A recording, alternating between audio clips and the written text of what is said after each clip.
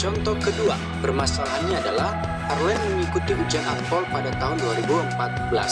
Sistem ujian yang dilakukan adalah selektif dan kompetitif, sehingga peserta ujian diharuskan memiliki nilai tes tertulis dan tes fisik minimal 65, ya, minimal 65. Lalu dengan bobot 0,6 untuk nilai tes tertulis dan 0,4 tes fisik. Namun, untuk setiap tes harus memiliki nilai minimal 55. Kita akan menentukan variabel-variabel apa yang diketahui di soal. Yang pertama adalah tes tertulis kita berikan huruf X, ya, dan Y-nya adalah tes fisik. Ujian akpol tersebut mengharuskan setiap peserta ujian harus memiliki nilai gabungan tes tertulis dan tes fisik adalah minimal 65.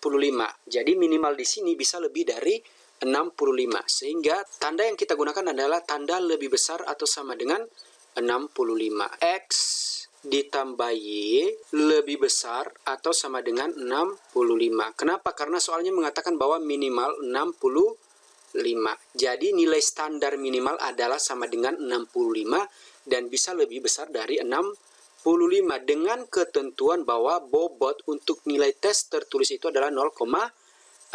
Maka di sini 0,6 X untuk tertulis dan 0,4 untuk tes fisik.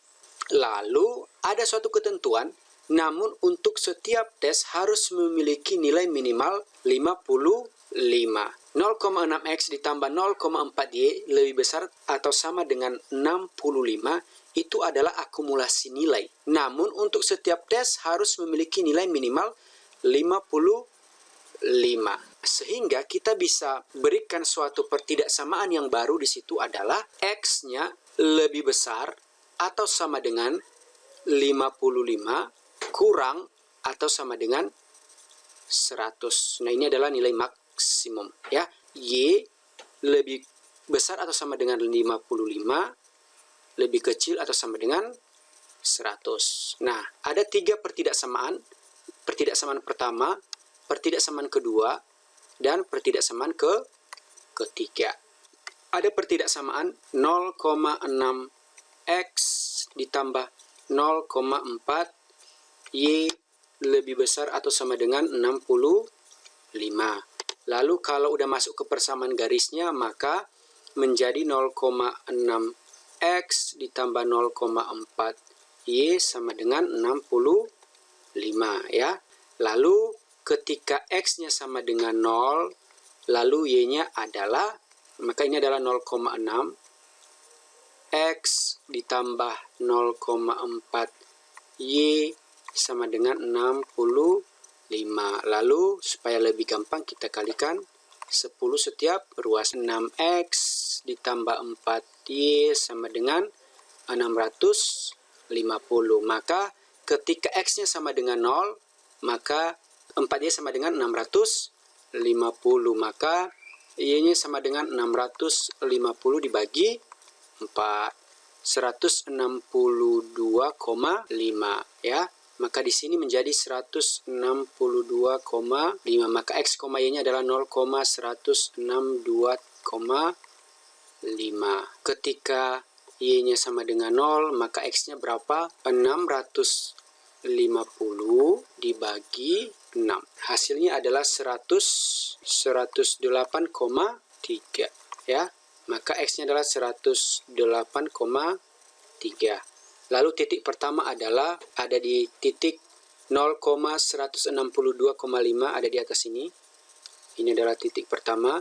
Dan titik kedua adalah 108,3,0. Ada di sini. Lalu kita menarik garis.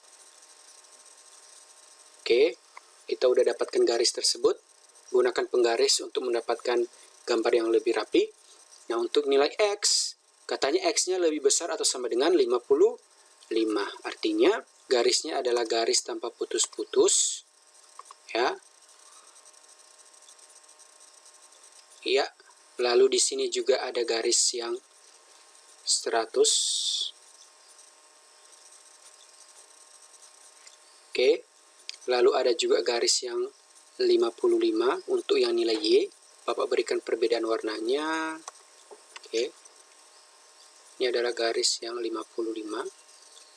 Lalu juga ada garis yang 100. Yang lebih besar dari 100 ya, itu tidak benar. Yang di atas ini tidak benar semuanya. Ya.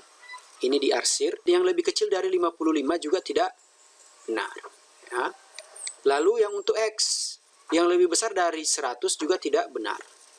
Ya. Lalu yang lebih kecil dari 55 juga tidak benar.